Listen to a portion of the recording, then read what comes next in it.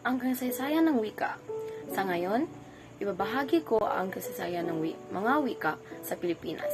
Ito ang mga paksa na aking ibabahagi. Alibata o baybayin. Ito ay ginamit ng mga unang Pilipino sa pagsulat. Alibata ang ating unang alpabeto. Ito rin ang isang matandang alpabeto sa Pilipinas. Noon, ito ay may 17 na titik, 3 patinig at 14 katinig. Sa panahon nito, mayroon na rin tayong sariling panitikan. Halimbawa, kwentong bayan, alamat, kwento ng mga kwento ng mga Diyos at Diyosan at iba pang sariling atin. Sa pagdating ng mga Kastila sa ating lupain, lalo pang nagkawatak-watak ang dati ng kalat-kalat na wika sa Pilipinas. Nabatid ng mga mananakop ng Kastila na napakaraming wikain ng mga tao sa kapuluang tinaguriang Pilipinas at naging daan ito upang palaganapin ang Kristyanismo. Dahil sa pananaw ng mga katutubo na ang mga katutubo ay pagano at di sibilisado, naging masigasig ang mga Espanyol sa pananakop sa pamamagitan ng kanilang relihiyon. Nag-aral ng katutubong wika ang mga Kastila dahil hindi ito papayagan ng hari ng Espanya sa mensyon kung hindi sila marunong gumamit sa wikang katutubo ng mga sinaunang Pilipino. Subalit, napagtanto din nila na hindi sapat ang pag-aaral ng wikain sa pagtuturo at ng pag-unlad ng kanilang relihiyon, kaya naman nag-utos ang hari ng Espanya na ang mga ito ay magturo din ng wikang Kastila sa mga katututo. Noong 1550, naglabas ng kautusan ang Espanya nang nagsasabi hanggat maaari dapat magtatag ng mga paaralan para sa pagtuturo ng wikang Kastila sa mga Indio. Ngunit hindi rin naman ito na isang katuparan dahil mismong mga praile ang nagtatakda na hindi maipalaganap o maituro ang kanilang wika at piniliin nilang paaralan ang wikang katutubo. Bilang patunay, sumulat pa sila ng mga gramatika at diksyonaryo sa mga wikang katutubo. Noong 1581, nailimbag ang RTA Diccionario de Tagala. Noong 1850, nabuo ang diksyonaryo sa wikang Cebuano. Ilan sa mga dahilan kung bakit hindi sinunod ng mga praile ang kautusan ay dahil, isa, nais ng mga ito na mapanatili sa kanilang kamay ang kapangyarihan at kontrol sa pamahalaan. Dalawa, nangamba sila mag-aalsa ang mga Pilipino kapag natuto ang mga ito ng wikang Espanyol dahil nauunawaan na ng mga ito ang mga isinasaad ng batas. Ikatatlo, naniniwala ang mga Kastila na superior silang lahi at na kapag natuto ang mga Indio ng kanilang wika ay magiging kapantay na sila ng mga ito. Sa panahong ito, nagkakaroon ng pagtatakda sa ilang patakaran kaugnay sa wikang Kastila. Mula baybayin, napalitan ng alpabetong Romano, Espanyol, ang opisyal na wika at ito rin ang wikang panturo. Monolinggual ang sitwasyong pangwika sa Pilipinas sa panahong ito. Abecedario, ito ang tawag sa palatitikang Romano o alpabeto ng Romano. Panahong ng Amerikano, nang sakupin ng mga Amerikano ang bansang Pilipinas, sa simula ay dalawang wika ang ginamit ng mga bagong mananakop sa mga kautusan at proklamasyon. Ito ay Ingles at Espanyol. Bilingual ang sitwasyong pangwika sa panahong nito. Sa kalaunan, napalitan ng Ingles ang Espanyol bilang wikang opisyal. Tinuruang tayo ng mga Amerikano ng tamang edukasyon. Sila ang kaunang-unahang guro ng mga Pilipino sa panahong ito at tinatawag silang Thomasite mula sa barkong sinasakyan nilang USS Thomas. Dumami na ang natutong magbasa at magsulat sa wikang Ingles dahil ito ang naging wikang panturo. Ito batay sa rekomendasyon ng Komisyong Sherman noong Marso 4, 1899. Noong Marso 24, 1934, pinagtibay ni Pangulong Franklin Roosevelt ng Estados Unidos ang Batas Tidings-McDuffie na nagtatadhana ng pagkakaluuban ng kalayaan ng Pilipinas matapos ang 10 taong pag-iral ng pamahalaang Commonwealth na pinamumunuan ni Pangulong Manuel Quezon.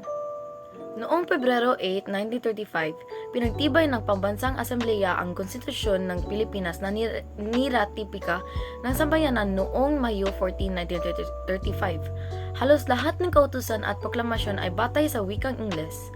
Boras Vega, 2010. Noong Oktubre 27, 1936, ipinahiwatig ni Pangulong Manuel Quezon ang kanyang plano na magtatag ng surian ng wikang pambansa.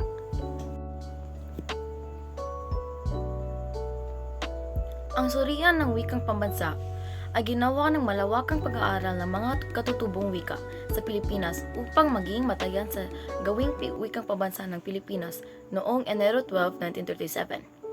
Enero 12, 1937, ito ang panahon na hinira ng Pangulo ang mga kagawad ng surian alinsunod sa Section 1, Batas Commonwealth 185. Ito ang mga tao na bumubuo ng surian ng wikang pambansa.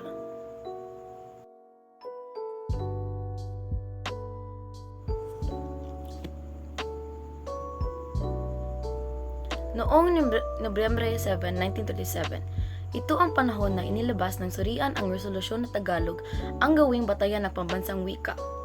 Noong Disyembre 30, 1937, lumabas ang kautosang tagapagpaganap bilang 134 na nagpapatibay sa Tagalog bilang batayan ng wika ng pambansang wika ng Pilipinas.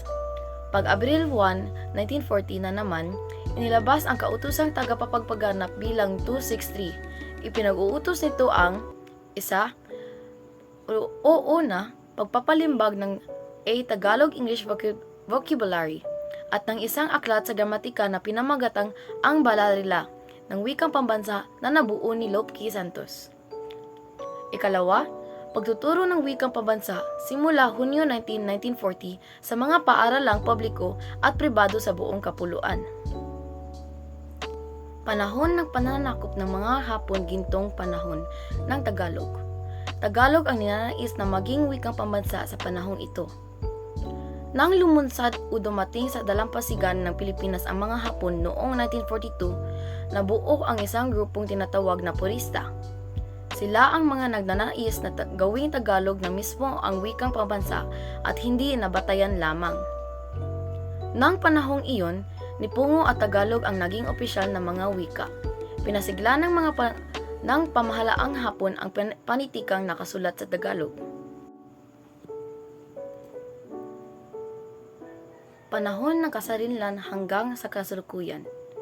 Noong Hulyo 4, 1946, ganap nang ipinatupad ang Batas Commonwealth bilang 570 na nagtatakdang wikang opisyal na ang pambansang wika. Nagtapos ang pangalawang digmaang pandaigdig sa panahon nito. Pagdiriwang ng linggo o buwan ng wika. Marso 6, 1954. Nilagdaan ni Pangulong Ramon Magsaysay ang proklamasyon bilang 12 para sa pagdiriwang ng linggo ng wika pambansa mula Marso 29 hanggang Abril 4 taon-taon. Alinsunod ito sa pagbibigay puri sa kaarawan ni Francisco Balagtas bilang makata ng lahi. Setyembre 1955. Sinusugan ng proklamasyon bilang 186 ang paglilipat sa pagdiriwang ng linggo ng wika sa Agosto 13 hanggang 19 taon-taon bilang panggunita sa kaarawan ni Pangulong Manuel Quezon na kinikilala bilang ama ng wikang pambansa. Noong 1959, nilabas ni Kalihim Jose F. Romero ng kagawaran ng pagtuturo ang kautosang pangkagawaran bilang 7 na nagtatagtang kailanmat tutukuyin ang wikang pambansa. Ito ay tatawaging Pilipino. Kasalukuyang panahon, Corazon Aquino Regime, Pebrero 2, 1987. Pinagtibay ang bagong konstitusyon ng Pilipinas Artikulo 14, Section 6-7 na nakasaad ang sumusunod. Section 6, ang wikang pambansa ng Pilipinas ay Filipino. Samantalang nililinang ito ay dapat payabungin at pagyayamanin pasalig sa umiiral na wika sa Pilipinas at iba pang mga wika. Section 7, ukol sa mga layunin ng komunikasyon at pagtuturo, ang mga wikang opisyal ng Pilipinas ay Filipino at hanggat walang itinatadhana ang batas.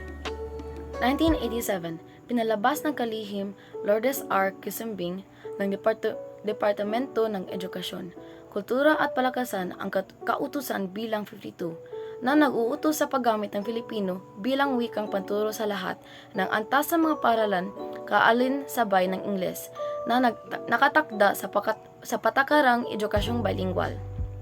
Noong 1996, pinalabas ng Commission on Higher Education ang CHED Memorandum bilang 59 na nagtatadhana ng siyam na unit na pangangailangan sa Filipino sa pangkahalatang edukasyon at nagbabago sa description at nilalaman ng mga kurso sa Filipino.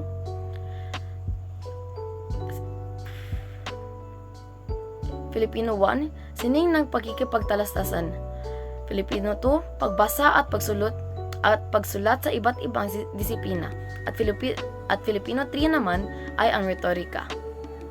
Hulyo 1997, nilagdaan at ipinalabas ni Pangulong Fidel V. Ramos ang proklama bilang 1041 na nagtatakda na ang buwan ng Agosto taon-taon ay magiging buwan ng wikang Filipino at nagtatagubilin sa iba't ibang sangay o tanggapan ng pamahalaan at sa mga paaralan na magsasagawa ng mga gawain kaugnay sa taon ng pagdiriwang. Ang mga pabansang wika sa Pilipinas. Tagalog, katutubong wika pinagbatayan ng pambansang wika ng Pilipinas noong 1935. Pilipino, unang tawag sa pambansang wika ng Pilipinas noong 1959. Filipino, kasalukuyang tawag sa pambansang wika ng Pilipinas, lingua franca ng mga Pilipino at isa sa mga opisyal na wika sa Pilipinas kasama ng Ingles noong 1987. At yun lang lamang ang kasaysayan ng wika sa Pilipinas. Salamat sa pakikinig.